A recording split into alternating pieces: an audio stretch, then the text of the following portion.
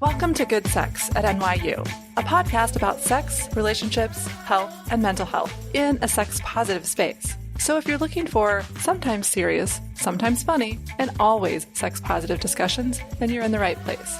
I'm Danielle Elliman, Associate Director of Sexual and Relationship Respect Services at Counseling and Wellness Services. I use she, her pronouns. And I am April Fellers, a nurse and sexual health educator at the Student Health Center. I also use she, her pronouns. We are two white, cisgender, heterosexual, female-identifying clinicians, one with a medical background and the other with mental health experience, who seek to create a space that is inclusive of all identities, backgrounds, and perspectives.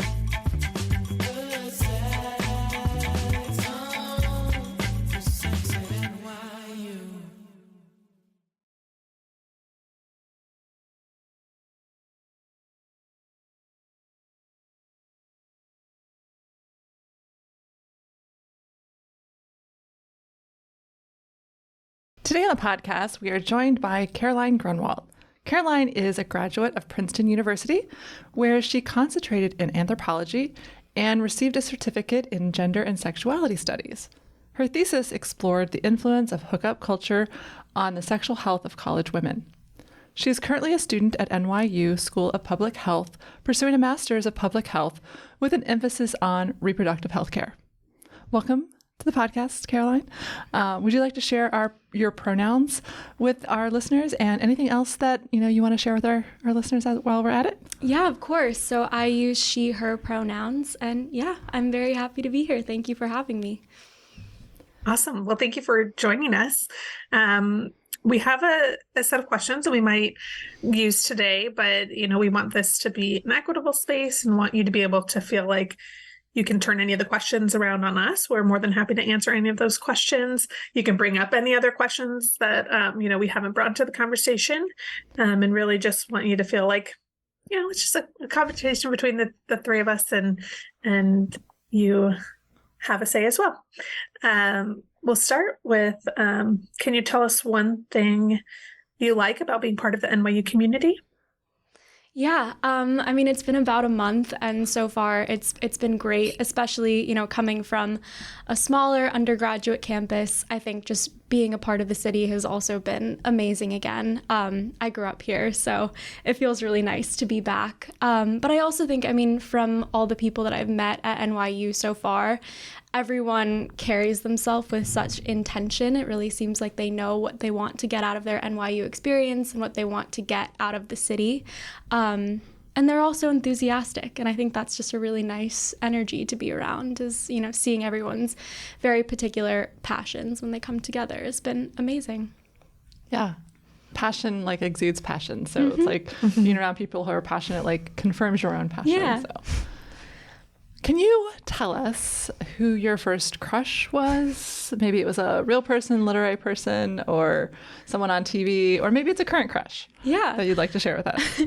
I think, I'm trying to think way back to the beginning. The first one that I ever remember having, I think, was actually in preschool. And it was a friend of mine in preschool, and we would play together. We, saw each other outside of school.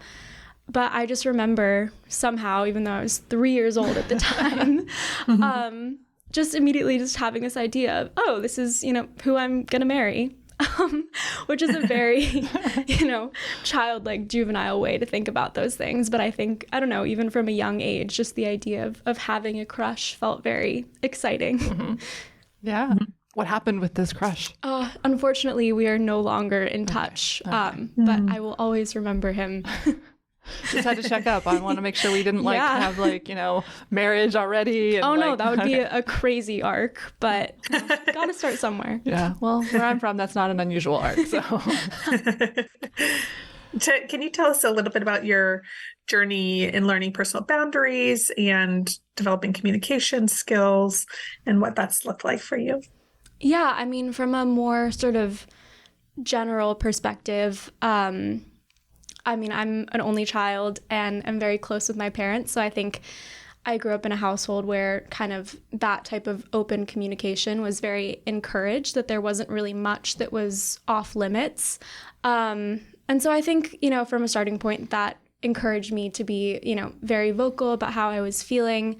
And there weren't really parts of myself that I felt like I had to hide or not talk about. And so I think, as I was growing up, that really provided a sort of nice environment in terms of, learning about what I needed, what I had the right to vocalize, and, making sure that that was something I felt very comfortable in. But yeah, I mean, speaking a little bit more specifically about, for the purposes of this podcast, I think in terms of, sexual boundaries, when I was 15, one of my earliest experiences was not a particularly positive one. And I think that can be a really hard way as sort of a young girl to learn about how difficult it can be to communicate your boundaries when, you feel like they're not being respected. So I went to an all-girls private school. I started there when I was 5 years old in kindergarten. And in a lot of ways, that was a really incredible environment to kind of learn about my own autonomy, learn about communication, because you are so encouraged to, be your best self and that there's nothing that you can't do, which is amazing in a lot of different ways. But I think when it came to the sexual education and specifically education about sexual violence, that there were definitely some things lacking from that curriculum.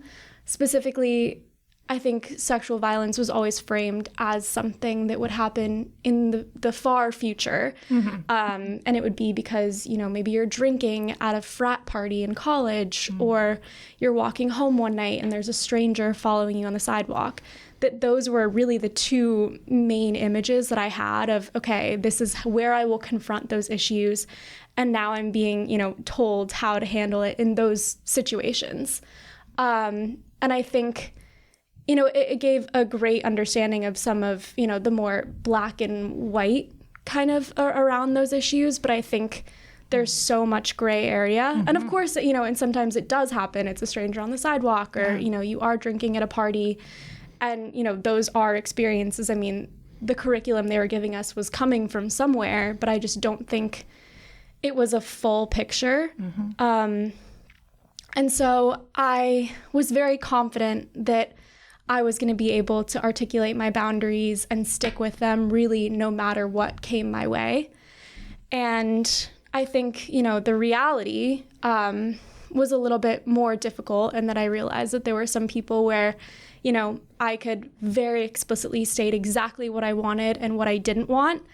And I was so proud of myself for doing that. And then I wasn't quite prepared for someone to say, okay, that's all well and good, but this is what I want. And this is what I'm going to keep asking for, and trying to sort of wear you down to the point where you don't feel like the statement of your boundaries was valid in the first place. And so that's a very difficult realization to have at 15. I've become more perceptive of, what that experience has meant to me. And I think it's made me stronger because of it. Well, thank you so much for sharing. I know that harmful experiences can really be difficult to bring up. So I think it is really brave of you to bring that into the space. And also, you shouldn't have had to learn that way. I feel like you probably would have learned a different way. You could have learned it in so many different ways. So many different ways. But I think that you are drawing strength from a harmful situation is really, inspiring and powerful. So I really appreciate you bringing that in. No, and I think another thing at the time was, because that didn't fit into my model of sexual violence, that it's something that I didn't even really know how to think about. And it felt really isolating, because when you're only presented, this is how sexual violence happens, and then something happens to you that sort of, you can tell that something's not right, and that you feel harmed by the situation, and that there were boundaries that were definitely crossed. But if it doesn't fit into the paradigm that you've been educated through, then it's hard to know, where to go from there. And so that was kind of, I wanted to talk about it, but I didn't really know how to, because I didn't know, what my resources were, and who would even be in a position to really listen or help me sort of make sense of that experience. And I ended up, kind of reaching out, finding people to talk to. I read some books that were written by survivors who'd had similar experiences. And it made me feel so much better to even, read about someone else's experience, even if it wasn't an actual conversation. And so I ended up giving a presentation at my school to kind of talk about what had happened, what my story was, which was a very scary thing to do, standing up in front of like 200 people and just, saying that out loud. But the whole point of it was kind of because I knew how isolated I had felt in the aftermath of that, and, that I didn't feel like. And so I just knew that, even if my school wasn't really talking about sexual violence as something that was currently happening to girls in high school or middle school, I knew that there were going to be people in that audience who'd had those experiences. And I kind of wanted to just be able to start a dialogue of, obviously this isn't something that is easy to talk about, but the reality is there are people in this community who have gone through that, and we need to normalize having those conversations so that people can feel supported and can feel like they have the right to reach out to talk to someone, no matter, what their experience looks like. Because, every situation is different, but there's always going to be commonalities and emotions and, ways that we can support each other through healing, even if, every aspect doesn't line up in a way that makes it so easily relatable. Yeah, I really appreciate that. And I want to, again, thank you for your vulnerability, but also name that, some statistics say that 80 to 85% of sexual assault is by people that you know. And the rest of that are potential strangers, right? Yeah. So it's a really low percentage. And that's often what's represented in our media, as well as, like you sort of mentioned, the sex education. But to say that a lot of that is the grayer area that doesn't get covered in our media and in our sex education. So I really appreciate you making sure that that's known to all of us, even if, maybe we know that practically, like it's also good to hear it, from someone directly. Yeah. No, and I think for people that, do have those experiences and they are hurt by someone that they know, it can make it feel really complicated to even start going through the stages of acceptance. And I think it also can be really hard to ask people who also know that person to believe you. I mean, that's a terrifying thing to go through. And so I think it's hard to acknowledge, from an educational standpoint, that sometimes perpetrators are people that we trust and we care about. But I do think just normalizing it for people so that when it happens to them, they don't feel like their experience is so deviant from the script of, what society has defined as sexual violence is so important in making sure that, they feel like they can seek out resources and help. Yeah.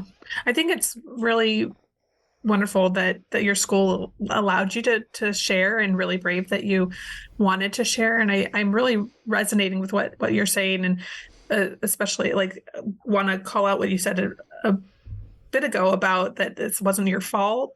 I think a lot of times people internalize, especially the younger that we are, and when these instances occur, it's sort of this like, oh, I should have known better. I should have done something else to protect myself. And so I'm glad that you were able to come to that realization probably sooner than I was. And I think that your story will definitely resonate with so many people that maybe just haven't been able to identify a former assault or violence against them as such because of what we're told in schools and what we're shown in the media. And I think it's really wonderful that you are willing to speak out about this and share your experience so that other people can feel like they can connect with you, even if you don't necessarily know them or have a conversation with them. But I think that's great.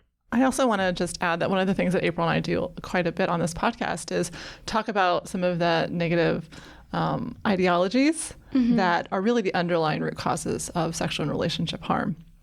We talk about the protective factors. And I think one of the things that we really need to delineate is these negative ideologies, the rape culture, things like that play a part in continuing to allow sexual harm to occur. But what you're talking about also is like increasing your protective factors, right? Like knowing how to set your boundaries. Like that didn't cause this in any way. Yeah.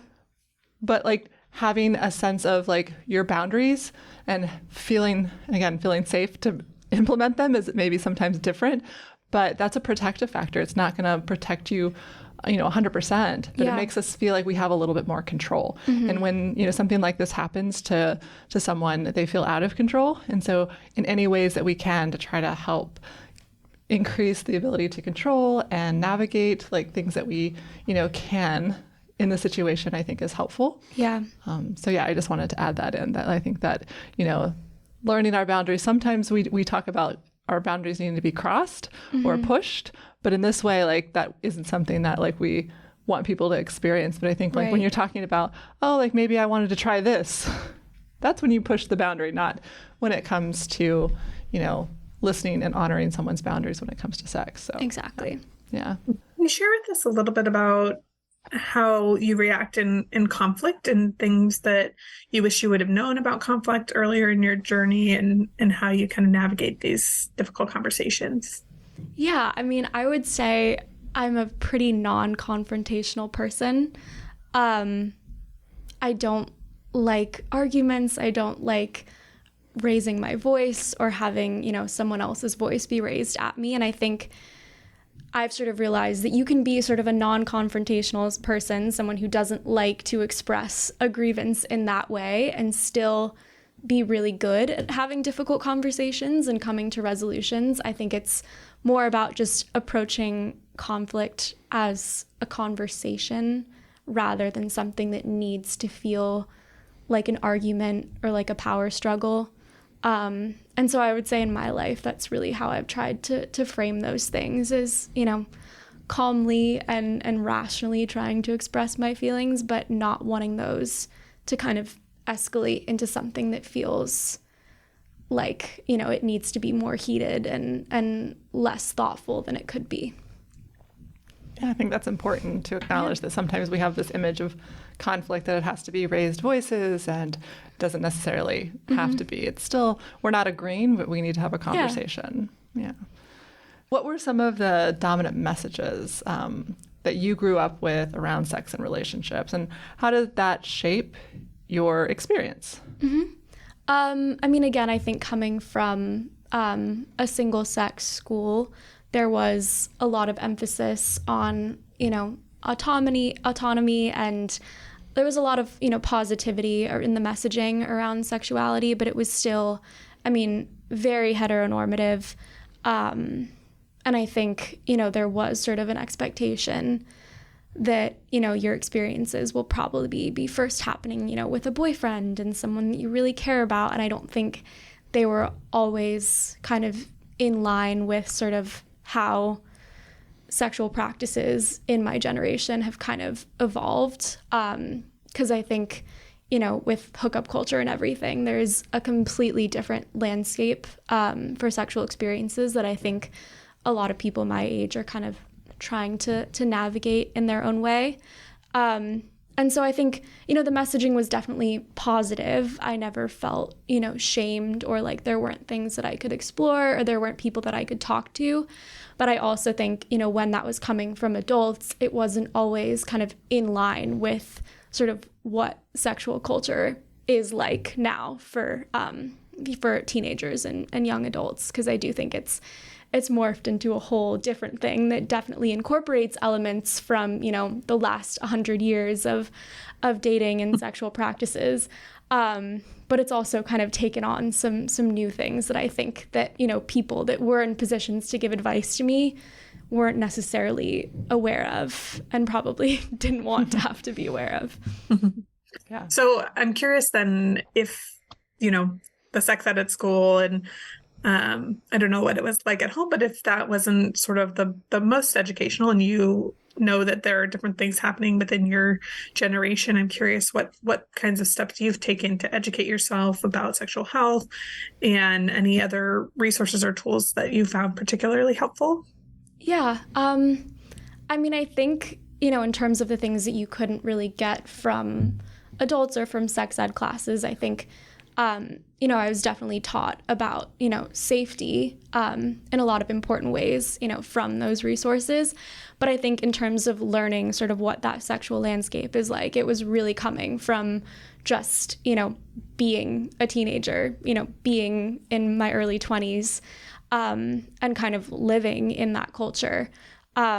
that's really kind of what inspired some of the research that I did last year, which I wrote a thesis where I was in the anthropology department, and you're kind of encouraged to do research for your senior year that involves some sort of ethnographic components. That means, going into a field, going into a community, and then interviewing people, and then sort of writing about it and trying to kind of turn that into its own conversation. And I really was like, if I'm gonna, interview people, I want it to be, something within my own community that I know that I have the best chance of representing their voices and really kind of forming those relationships that people will trust me and tell me how they're really feeling about something. And as a college student, I think, a lot of sort of what ends up being the topic of conversation sometimes is people's sort of experiences and encounters in hookup culture. That especially with sort of, the whole idea of going out and, so much of social life and kind of gossip really centers around that as a culture.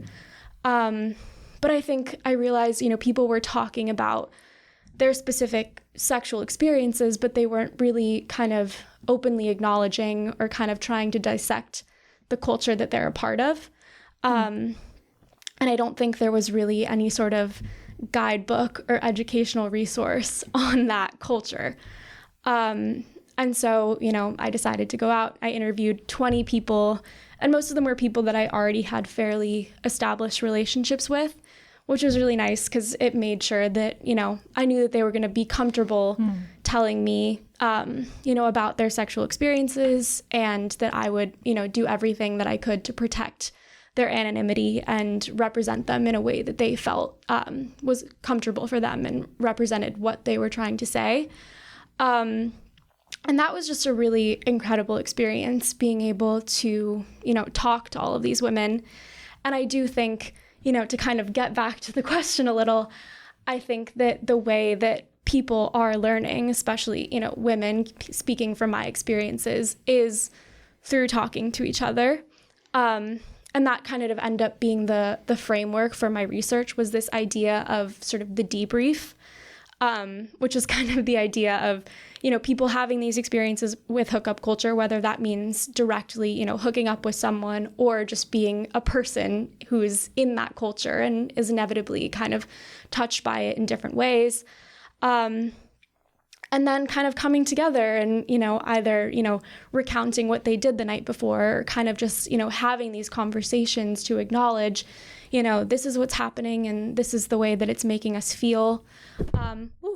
And it's always a very open dialogue. And I think, but it's interesting because people are so communicative in those moments and so perceptive about, the ways that they're being made to feel by participating in hookup culture. And then those conversations really never leave those rooms. They're these very intimate moments between friends. But then, it kind of stops there. And I thought it would just be so interesting to kind of take those types of dialogues of, us telling each other stories and educating each other and kind of trying to give that a more public forum, which was really amazing because I think the most exciting part of that research was then being able to hand that book to my friends, either, people that I'd interviewed or people that I just thought might be interested. And then having them go through it and say, oh my goodness, I've felt this, or, this exact thing has happened to me and I've, never heard this thought, articulated in that way before. But, now that I hear this and I read this, this makes so much sense and is so relatable. And so I do think that there are so many aspects of that are just things we can learn from each other by talking about them, because there isn't really a curriculum that's been established and exists to kind of be able to provide messaging about how to sort of navigate what hookup culture has become. But I think a much more open dialogue about how it makes us feel and, why we participate in the things that we do and, what are the forces behind that is kind of a good first step in terms of just being able to learn from each other. Yeah. I mean, is there anything else from the results from that study that you'd like to share? And are there places where our listeners might be able to read that? I don't know if it's anywhere that they can connect to it. Yeah, I mean, I think, through my Princeton's library, there are certain ways to access it. Okay. But I'm also happy to share the PDF with you guys. Yeah, I think there were so many things that I took away from that were really interesting. I think the first comes down to sort of gender roles a bit, and the idea of sort of performing your gender in different ways based on different situations. Because I do think, the idea of hookup culture as a culture, I think, people, when they hear hookup culture, they're just thinking of, the sexual activity itself. And, that certainly is a part of it. But then there's this whole kind of cloud of things surrounding just, those physical activities that are kind of all of these unspoken guidelines and rules of kind of how people are supposed to behave within that culture. And I think can be much harder to kind of acknowledge and think critically about. But there's this idea in anthropology about it's called scripting. Mm-hmm. So it's kind of that in certain settings, there are sort of unconscious scripts that we tend to follow. And it's not really something that, requires thought going into it. It's just kind of going into a social situation and knowing, how to perform in a way that is normal for that situation. And so I think a lot of the women that I was talking to during my research were kind of behaving not in ways that were undermining their autonomy, but just that their autonomy was influenced by forces that they weren't necessarily, conscious of or thinking about in the moment. But, a lot of women were talking about the fact that they definitely felt like in hookup culture, they didn't really feel like they could go and approach someone that they were interested in. That it was a little bit more of an expectation that you kind of stand there and you look pretty and you dance with your friends. And then if someone's interested in you, then he, emphasis on the he, will approach you. And then that's how something happens. And so I think it's interesting that there is sort of this reinforcement of some more heteronormative gender roles, and definitely kind of feels a little bit antiquated. But then in other ways, in terms of sort of the mindset that women are supposed to adopt when approaching sexuality, it's sort of the whole idea of in hookup culture, you need to learn how to, have sex like a man, to be able to do all these things and then not care about it, not think about it afterwards. So I think it's a very sort of, difficult to, realize when your femininity is going to be an advantage and when it's, something that you could be judged for. Mm-hmm. So there are certain parts of femininity, traditional femininity, that you have to maintain. And then there are certain parts of, hegemonic masculinity that you're also expected to adopt in order to be, the perfect woman in hookup culture. I'm curious as far as your research, because I hear you naming that you interviewed women identifying folks, but mm-hmm. I mean, were you interested in like what the opposite experience was like and how that would look, or were there other things that you found with male identifying folks and interviewing them, or is there a specific reason why the focus was predominantly on women? Yes. I mean, I think first of all, I didn't want to bite off more than I could chew. I knew that I had a certain amount of time to do this research and a certain amount of time to kind of write the book. And so I definitely wanted to make sure that I was making my scope small enough that the people that I was interviewing and writing about, I could really sort of do those interviews justice. And so I didn't want to get too big and then kind of end up giving short shrift to any particular aspect of the work. Well, what about with like non-binary or trans folks? Like, yeah, I think that would also, definitely expand on just the core of the research, which I think was really, examining how hookup culture can reinforce a lot of very hegemonic power dynamics. And so I would love to expand that. In terms of wanting to start the research, I wanted to start from a place where, I was privy to those experiences and I knew that I could represent them from a place of, personal relation. And And, I would rather start by doing that and doing that well than especially on a limited time frame.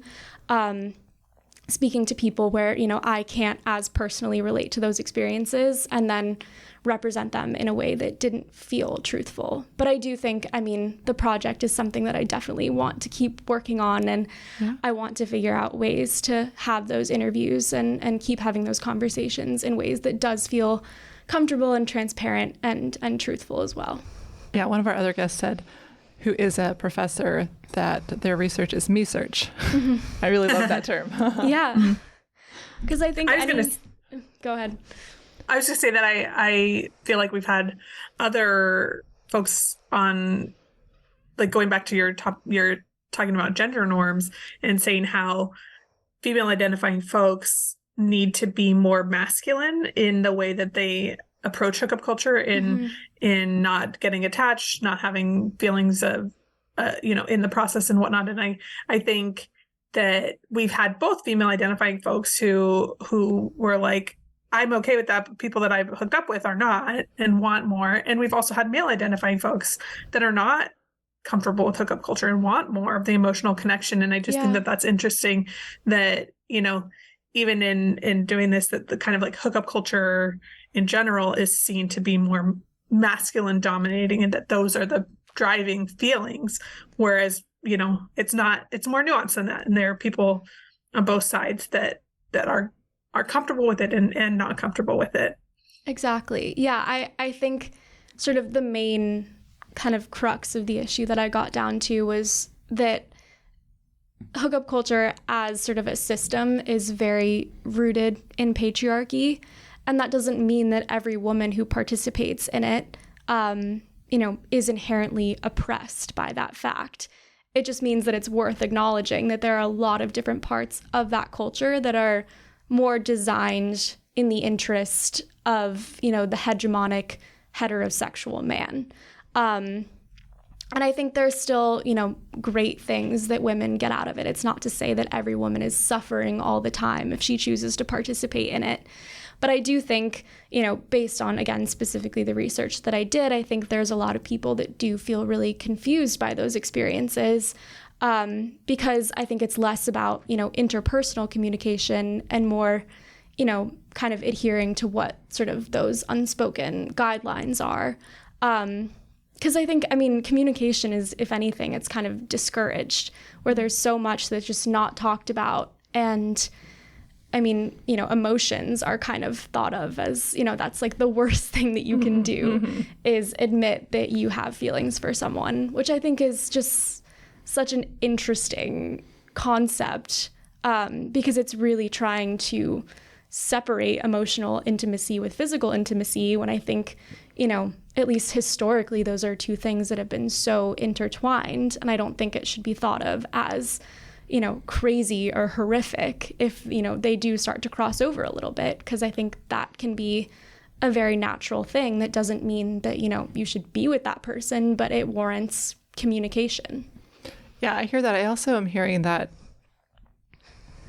there's a performative nature of things, right? Yes. I think that, some people can have separation between physical intimacy and emotional intimacy, but if you're performing, like maybe you're someone who is linking those or has a link, or those, all of the different levels of intimacy are, connected for you, and that's okay. But if you're trying to, act and perform in ways that like the culture says like, oh, this is what's acceptable, this is what's expected, then that's when I think it can be like, difficult to navigate. Yeah. Is when like you're not actually living authentically because we're trying to be accepted, where there's, again, some of the pressures of society that influence how we behave. And that can be when it's like difficult to manage. Yeah, no, I totally agree. And I definitely think, it's not casual sex that's the problem in hookup culture. I think it's just the context and the rules around which it's taking place. That kind of can turn it into something that feels confusing or negative for people sometimes, because it's sort of inherent in the script of hookup culture that the person that you're with is probably not someone that you know super well, or even if you do know them super well, you're not supposed to be sort of communicating in this really open, vulnerable way that I think sometimes is necessary from having a positive sexual experience. I mean, a lot of the women that I interviewed were saying that it's very hard for them to relax and enjoy a hookup unless, they're really able to talk to that person honestly and openly about, what they need, what they enjoy. And, that's not really sort of openly accepted in hookup culture, which isn't to say that it doesn't happen. It's just not sort of the predominant way of going about that based on sort of the messaging around it. Yeah. It's actually one of April and I's missions is to get people to talk about sex more often, because we think that is definitely something that the culture has told us that, it should just happen naturally. It just should be, wonderful. Everyone knows what they're doing. But in reality, we need to talk about it. We're all each individual. We all have different pleasures that we enjoy with our body and in other ways. But to say that to not talk about it is something that is either going to lead to bad sex or harmful sex or sex that you don't want to repeat. Yes. Right? So, or sex that just feels very performative in that sort of, what it's supposed to look like. And so you're kind of going through these motions. I think especially sometimes, for women, it can be performative because, they know what will make their partner feel good, both, physically and mentally, from a perspective of kind of feeding their egos. And so they're kind of just going through these hookups very much through the masculine gaze, and are kind of deriving pleasure more from the validation that a hookup can provide rather than really centering their own needs.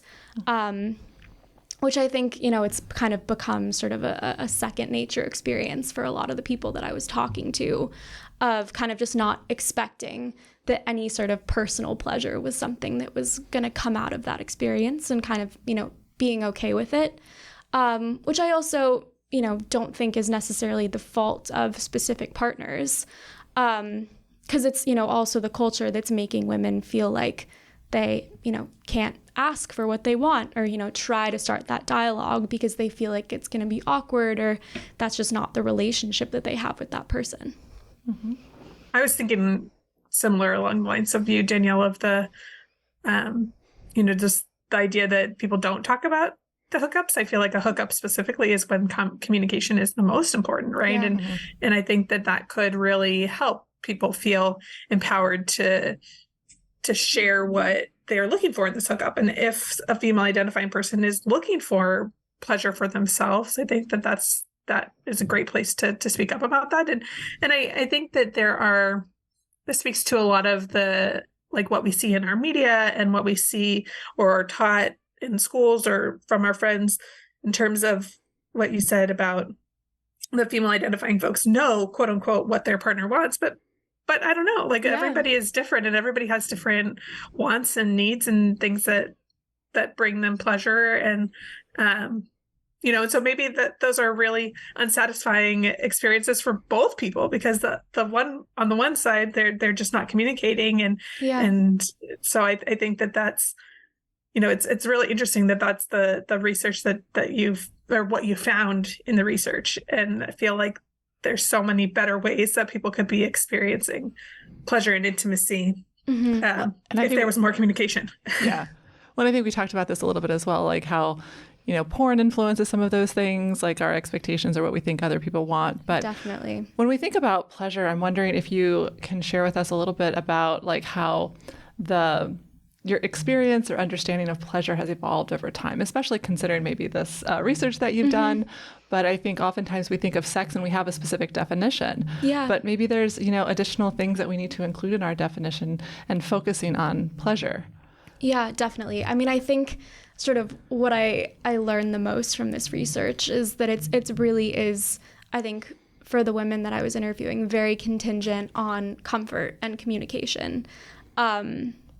Which I think sometimes is just difficult in the context of these hookups to feel like you're in a place to do that where, you can ask for things or just, either ask questions about what the other person wants or ask for things that you need personally. I think it can be difficult to feel like you're in a space to do that without judgment. Because I think communication almost becomes like conflated with, if you're talking freely about emotions and needs, then that's, that's getting too close to sort of not fitting in the no frills, no strings attached area of hookup culture.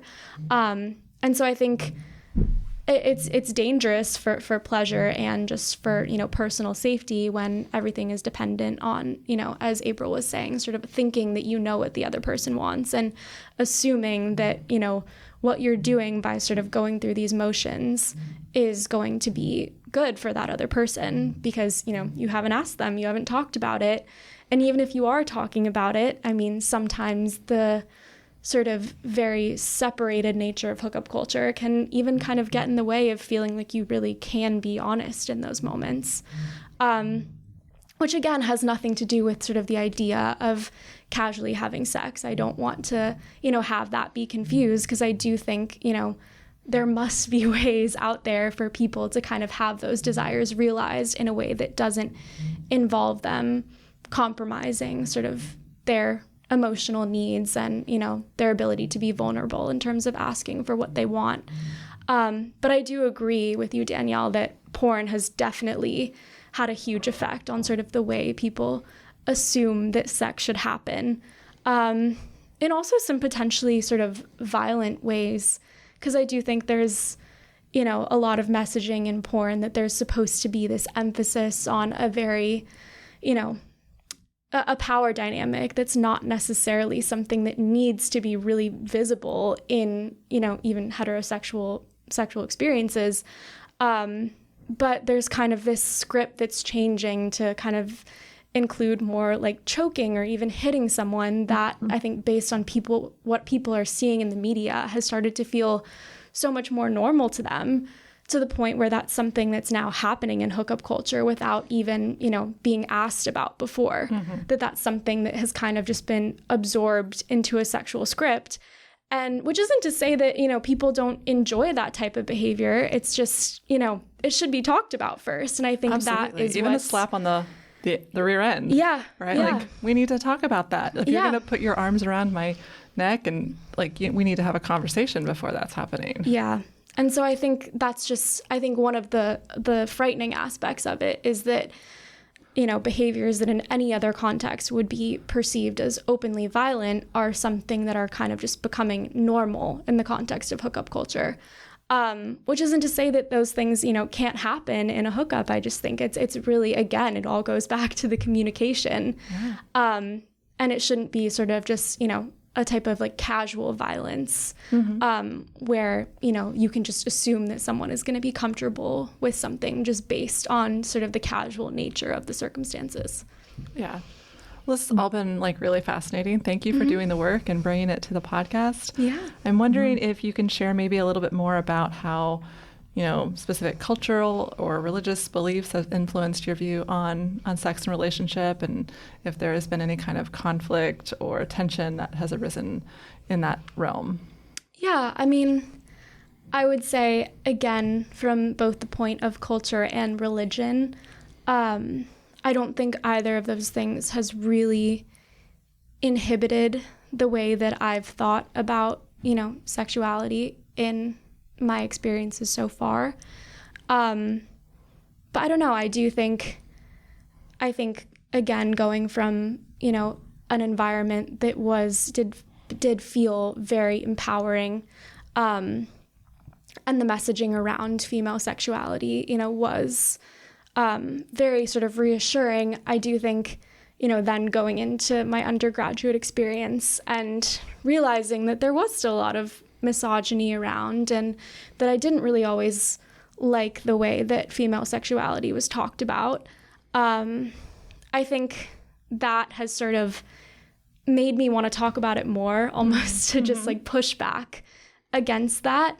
And I also think just in terms of, survivorship or just having certain experiences like that, it does make you feel much more empathetic and angry in certain situations when, you see any type of, negative and offensive speech about, sexual violence or, jokes about people's experiences or just those types of really harmful elements. I think it's just made me take those things much more personally. Just because, when you've had experiences in the past, it really reminds you and forces you to relate to even strangers' experiences in ways that you might not necessarily expect to or, want to have to. It can be exhausting, but I think it also, has made me want to talk about those things more so people kind of have a better understanding and can try and, reframe the way that they might want to talk about those things, whether that's, just sort of the more misogynistic views around, female sexuality, whether that's heteronormativity or whether that's kind of talking about sexual violence in disrespectful ways. I think, if anything, sort of my cultural experiences with that have kind of just made me want to talk more about it. Yeah. That's great. I'm curious, you're talking about a few of your different identities that you bring, and, we all show up into relationships and sex with our whole selves. And so I'm curious how you navigate the intersectionality of your identities in those contexts of sex and relationships, and if there's been unique challenges or joys that you've discovered. Yeah, I definitely think going forward into relationships, having potential trauma to deal with sometimes does present challenges, but I think it's made me be much more perceptive about sort of what will make me feel comfortable. And I think it's just the sense of comfort and security and, again, ability to communicate and talk about those things. And I think that really is, at the core of everything is always just going to be making sure that you're creating environments for yourself that you feel like you can be really honest and not feel like that's going to be judged, not feel like, either you can't communicate in the first place or someone's reactions are kind of going to force you into this more performative version of yourself that can't be authentic because, the space isn't really right or safe for that. And so I think, in my personal experiences, but I think also that can be applied to a lot of different considerations, is just really trying to, create that level of comfort. Yeah. So can you share with us how often you talk about sex in general, and to whom do you have those conversations with? Yeah. I think especially in the past year, it's become a lot more prevalent in my life. And I'm really happy about that. I think even, with my family, when I was writing this thesis, they were still reading it. They were helping me edit it. And so it was also just great because I think people assume that would be something that they would be very uncomfortable with or would be awkward. But when you're having these, really reflective and even analytical academic conversations about culture, about society, it is really interesting. And I don't think there's ever a reason it needs to be awkward. But I think it has been, cool that, based on my personal experiences, based on, my generation, it does feel like, there are things that I've been able to contribute to that dialogue and things that I've learned from other people. And so, yeah, I would say I've spent a lot of time talking about it and definitely plan to continue, because I think, that's why it's such an important niche, is that it's something that's historically not been talked about. But I think that those conversations, at least from my experiences, people always kind of leave them feeling more reassured, or at least feeling like, they've had someone who's shared in certain aspects of their experience who can make them feel like they have a little bit of solidarity there. And I think that's why, so many people from different identities who all are having these different experiences should be more vocal about them, because that's always going to be helpful to someone and can be very personally cathartic. Yeah, I think it's important to remember that the people we don't think we have anything in common with actually might share some of our innermost desires or stories or experiences. And in what ways do you prioritize self-care in your sexual and intimate relationships? And how does this impact you, in your overall well-being? Self-care. I think, again, it's talking about it. And that doesn't necessarily need to be with partners all the time. It can be getting support from friends. But I do think those conversations can just provide a lot of like healing and solidarity and, you know, some laughter every once in a while. Yeah. But I think, you know, feeling like you have to keep everything bottled up if you're not sure how to navigate something, I mean, that's only just going to make you feel worse about it. And so I think knowing, you know, who you feel comfortable having those conversations with, who's going to make you feel listened to and seen, I really think that's sort of the most important form of self-care for me is, you know, feeling supported. Yeah. Great. Well, we've made it to our last question. What does good sex mean to you? I think it means feeling really confident. And I think that can take on a lot of different forms. I think it means feeling confident, obviously, in yourself would be the clear one. But I also think it means feeling really confident in what you're doing. You know, never feeling like you have a moment of hesitation or this doesn't feel quite right.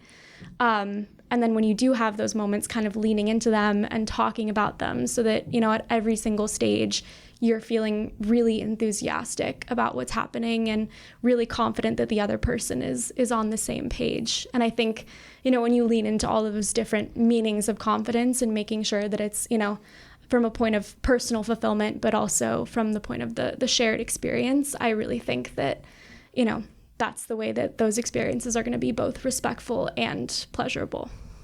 Yeah. Thank you so much for joining us today. Yeah, thank you for having me. This has been a really interesting conversation. Is there anything else that you'd like to share with our listeners about this topic or any questions that you want to turn around and ask us or anything we just didn't get a chance to talk about?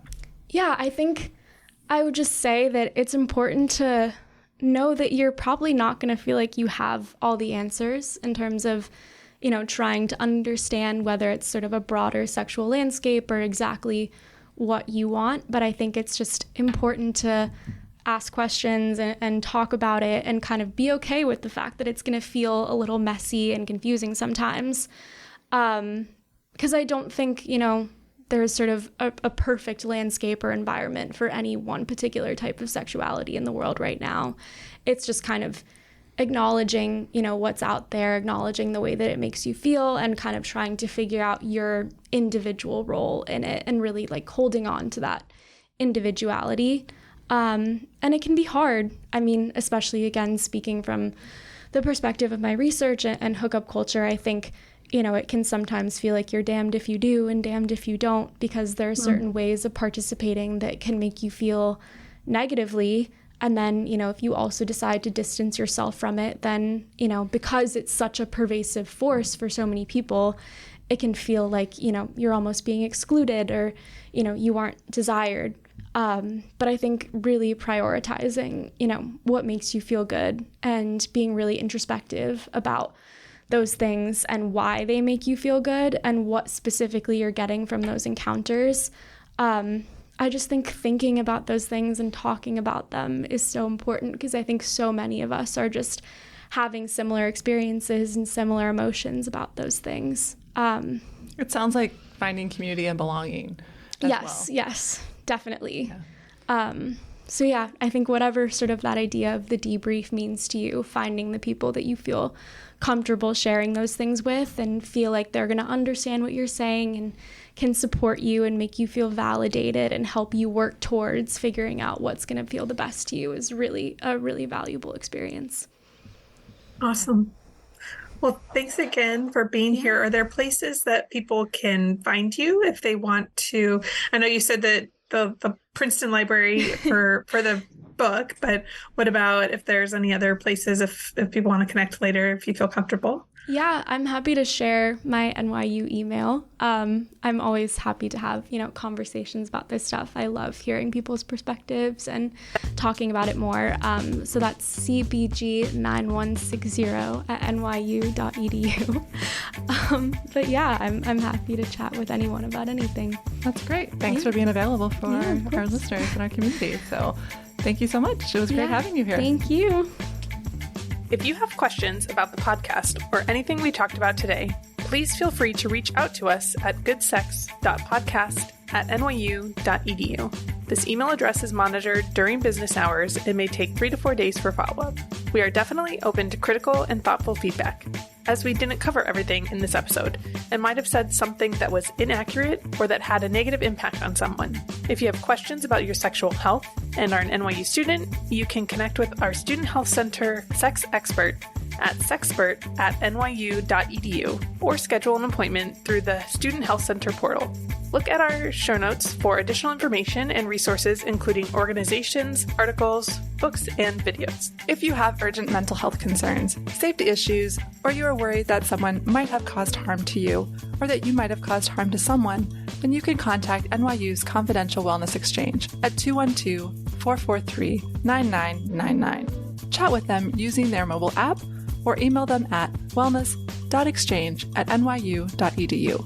For anyone, NYU or non-NYU listeners, you can call the National Sexual Assault Hotline at 1-800-656-4673, the National Domestic Violence Hotline at 1-800-799-7233, or the National Mental Health Hotline. Simply dial 988 from anywhere in the U.S. Thanks for listening, and tune in to our next episode where we continue to talk about good sex at NYU. Subscribe to the podcast to hear all of our quickies and interviews with NYU community members. Thanks to our content contributors for this episode, Bernadette Kerr, Alyssa LaFosse, Dr. Dominic Baini-Amisa, Zoe Raguzios, and to our health promotion team, Anna Genova, Jenny Mellum, Parade Stone, and Arna Dixit, and to Gotham Studios and Karen Ortman.